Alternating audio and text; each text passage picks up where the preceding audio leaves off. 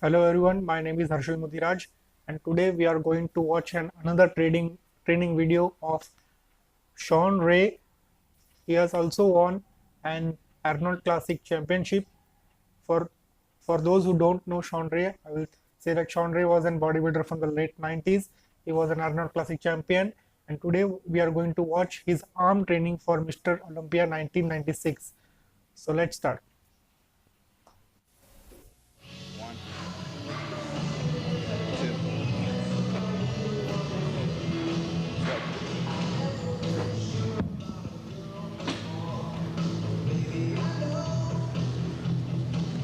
Olympia time. 2, 3, 4, Picked a good day to come film me. 5, Birthday. 1, Feeling good. 2, 3, 4, 5. 2 more. 1, 2. Let's do it.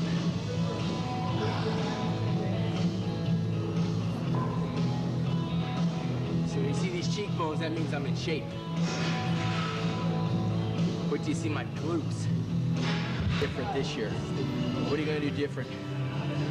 Well, last year, I got fourth. I thought I should have been as high as second. I could have accepted third, but fourth was a slap in the face. Went on a world tour for 2 months. Came back, got ready for the Ironman and the Arnold Classic. Thought I could come in bigger, come in heavier. Doing something that's not characteristic of me. I was trying to please the judges. So I tried to come in bigger. I came in softer, a little more water retentive. So if anything's different for this year's Mr. Olympia, number one, I'm still pissed about last year's Mr. Olympia. Nothing new there. But I'm going back to what got me to second in the world.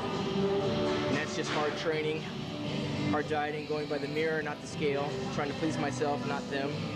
Be better than my last contest. And I'll tell you what, I've been fifth before, I've been fourth before, I've been third, I've been second. There's nothing of a better incentive than losing. I'm driven to win. So when people keep saying after I get screwed in contest placements, what keeps you going? How do you keep doing it? Why do you keep doing it? And I say, number one, I always can improve. I can always improve. And I'm never satisfied. And I don't even know if winning will quench my thirst for complete perfection, but I do know one thing. I'm not gonna look back on this training and say I took it easy on myself or felt sorry for myself. So I'm putting it all on the line September 21st in Chicago.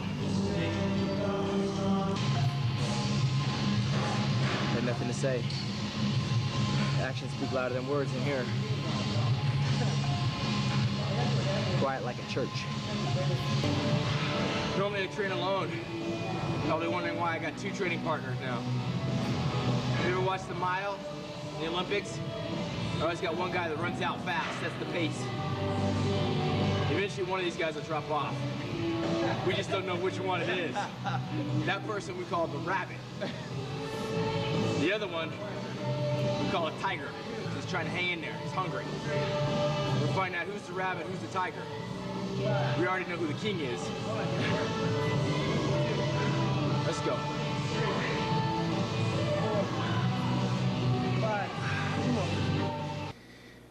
Well, it's my birthday, September 9th. Everybody knows over the last 8 years, I've spent every one of my birthdays training for the only contest in the world that matters to me most. That's the Mr. Olympia. This contest is the reason why I started bodybuilding. I mean, when I started training, I wanted to one day compete in the biggest contest in the world. When I played football, I wanted to play in the Super Bowl. When I played basketball, I thought I was playing for the NBA Finals.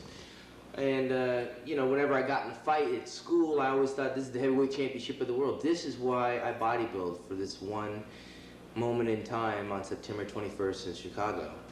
And it seems that every year there's controversy surrounding my placement. One year I'm second in the world by comparison to somebody that's 50 pounds heavier and 5 inches taller. And the next minute I'm getting fourth in the world, third behind, or 3 places behind guys that are just bigger than me. the only criteria for which they place ahead of me is size and size alone. I'm a little bit disillusioned with the judging procedure. I'm sure a lot of the fans are too. I get letters every day and read articles every day about people being frustrated with the current trend in bodybuilding, in that they've gotten away from what bodybuilding is all about. Bodybuilding is about building muscle and size, there's no question, but to the exclusion of symmetry, proportion, definition, presentation, and all the things that they say they judge on isn't fair. And I seem to be coming up short on all scorecards when you take in the other factors besides just enormous mass. Right now in 1996, the flavor of the year is mass. And I think that when you look at the Mr. Olympia contest and you start going down the weights of the bodybuilders, 274 with Jurassic Paul Dillette, 255 with Dorian Yates, four-time Mr. Olympia, 253 with Kevin Levrone, and 264 with Nasser El Somebody. That all sounds impressive. But when you start breaking it down and analyzing bodybuilding for what it's supposed to be, the shape, the symmetry, the genetics, the balance, the pleasing tone of the skin, the color of the skin, the tie-ins on the muscles, it's really hard for me to understand how some of these guys are winning contests and placing in places that I don't think they deserve. But I know the answer, and I know why. And for that reason, I've become one of the more controversial bodybuilders. People ask me my opinion, and I tell them what I believe or what I think. And in doing so, sometimes I get crucified for it. But I sleep well at nights.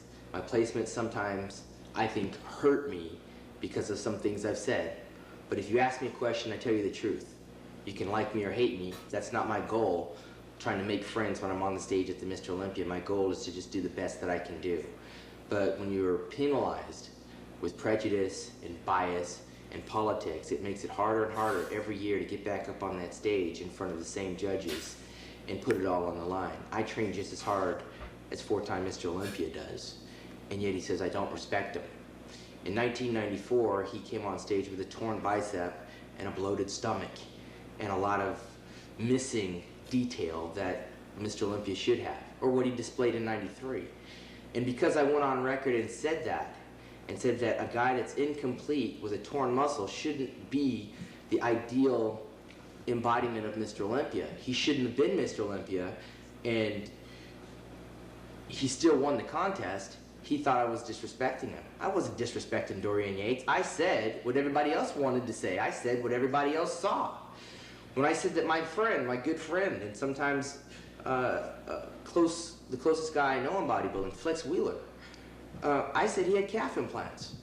People asked me about Flex's calves when he came on my bodybuilding show, my Flex magazine workout. He said, does Flex Wheeler have fake calves? I saw with my own eyes the night and day difference in Flex Wheeler's calves, and I said, yeah, I believe he has calf implants. That doesn't make him my enemy.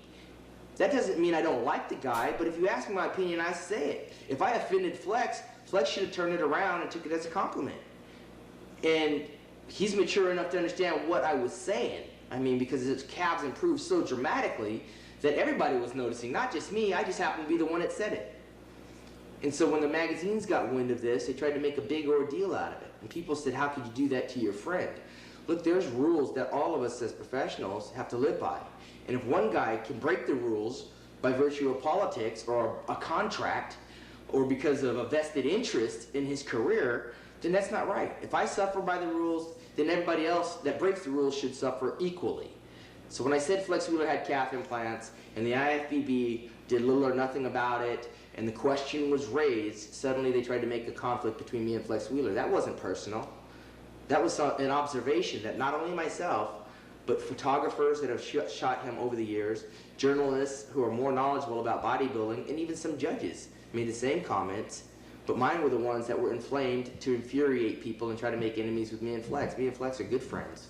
I still believe he has calf implants. That's my opinion. In regards to Dorian Yates saying that I was being disrespectful when he had came in the contest clearly off with a torn bicep and a bloated stomach, I wasn't disrespecting him. I was making an observation that everybody in the audience could see, that we have video footage and photos to back up, and yet he still won the contest. I don't know why he took that personal. He's the first one to tell you he was off, he was incomplete. So that if they're going to reward somebody that comes in off and incomplete with only one arm, then that tells you there's something wrong with the system, not something wrong with me, because I pointed it out. I didn't disrespect Dorian Yates. I don't even know the man. I could care less what Dorian Yates does or his opinion of me. He's taking food off of my table. When I get on that stage, he's the enemy. He's the one I'm trying to knock out. He is the one, supposedly, that the judges are saying is setting the standard. I'm not trying to look like Dorian. I'm trying to look the best that Shawn Ray can look, which hopefully in turn will defeat whoever has the title. But when I say what I say about the champion's got to understand that comes with the territory. I'm a challenger. I've never got first place in the Mr. Olympia. So everything that I strive for is to break down what the champion does not have. If the champion does not have a midsection, it's my job to point it out. Obviously, the judges aren't seeing it. If the champion has only one bicep, it's my job as a competitor to say, hey, he has a torn bicep. Does that count for anything? It's my job as a challenger to say, look, the guy's got an enormous back, but what about his shoulders? What about his thigh separation? What about the bloated stomach? I mean, I'm not knocking Dorian. That comes with the territory. If I was a champion, they would be saying that about me. He's short, he's narrow, he's this or he's that. If the champion can't handle being a champion, then maybe he shouldn't be a champion. I'm just trying to point these things that are obvious out to the judges and to the fans that ask me my opinion. Dorian right now has a title, and I'm trying to take it away. So I've got to pay attention to the things that Dorian does not have. It's obvious that he's got great calves and a phenomenal back. After that, I'm not really impressed. I'm not trying to make friends, I'm just telling you how it is. My opinion is that when Flex Wheeler is on, he is Mr. Olympia. Flex Wheeler as a bodybuilder, as a physical specimen, as a person, is perfection when in shape. I'm the first one to say it. I'd be happy to lose to somebody with that kind of genetic gift, with that kind of structure, with that kind of body. I think there's a whole lot of people that would aspire to look like Flex Wheeler when Flex Wheeler is on than there are people aspiring to look like our current Mr. Olympia. And with the judging going the way that it is, it definitely bodes well in favor of Nasser El Somebody, who by virtue of just size alone is a threat to Dorian. Except that Nasser doesn't have structure, he doesn't have tie-ins, and he doesn't have the detail that someone like a Flex Wheeler or myself has. So I have a problem with that. When you start taking in the big picture, you can start picking some of the guys apart. Same with Jurassic Paul. Paul Dillette's an enormous bodybuilder and a freak of nature. Standing there, he should win the Mr. Olympia. But the contest is more than just standing on stage and dwarfing the competition. Somewhere down the line, you've got to flex those muscles. You've got to be able to display them in a professional manner, in a competitive, combative manner against the guys that are trying to compete for the title. You can't just go up there and stand there and say, that's it, end of show. But it seems that the judges are getting more and more impressed with the guy that walks on stage at almost 300 pounds and stands there and blows their mind than they are with somebody who flexes their muscles, and you can see cross striations in their quadriceps, separation in their triceps, a Christmas tree, intercostals from another planet, symmetry and tie-ins, imposing presentation that's second to none. I mean, that's the completeness of what Mr. Olympia has always represented to me. So if I sound angry or if I sound bitter, I'm not angry and I'm not bitter. Frustrated with the current state and the current judging system they have, yes. That frustration for me turns into power. It fuels each and every one of my workouts. That's why every year, whether I take it on the chin or not, I get up and I come back. And I don't think every year I should be Mr. Olympia, but every year I think I should have the opportunity to be compared with and fight with Mr. Olympia. As it stands now, nobody really gets compared with Mr. Olympia. Mr. Olympia doesn't have to earn his title. All the athletes, and you can take a survey, go into that contest saying they hope they get second place. Why? Because politically, they believe they cannot win the show. Automatically, they're defeated. They can't win the show because the system will not allow for a fair contest. And this is the problem that a lot of the bodybuilders have. Hit it anyway? Yeah. All right. You push it up there.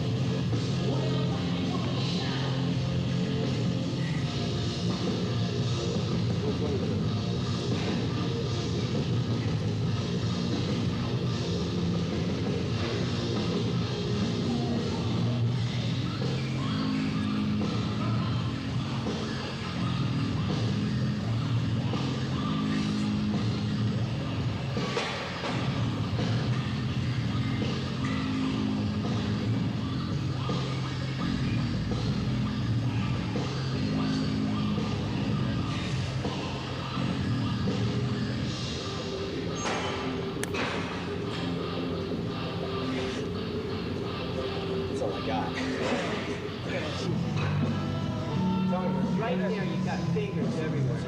Separator right there. Right there, that's beautiful. Perfect. Looks good. We make umbrellas like that. Boom. Ready. Yeah.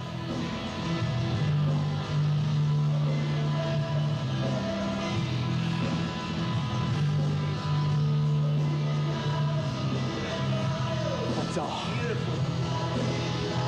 I'm telling you, for being a week and a half out, I never felt like I was already ready. I always felt there was some small adjustments I needed to do. But right now, confidence-wise, I don't think any of the big guys are as hard or separated as I am. So with a week and a half to go, all things being equal, I'll be better than I am now. So I just hope I get judged fairly. First, second, third, fourth, fifth, it doesn't matter. As long as they judge me fairly, I'll feel like I did my job. So that was a cool video, isn't it? I always admired Shawn Ray's training style because he always had a different approach on training, and I agree with most of the points what Shawn Ray had said in this video, that the bloating and the aesthetics, the muscle tines, the symmetry. So yes, I agree with Shawn Ray that what bodybuilding has now become today. So I enjoyed the video and I admire him. So if you like the video, tell me in the comments that what quality of Shawn Ray do you admire, and do you agree with the points what Shawn Ray has mentioned in this video. So like the video, share and subscribe. Till then, thank you.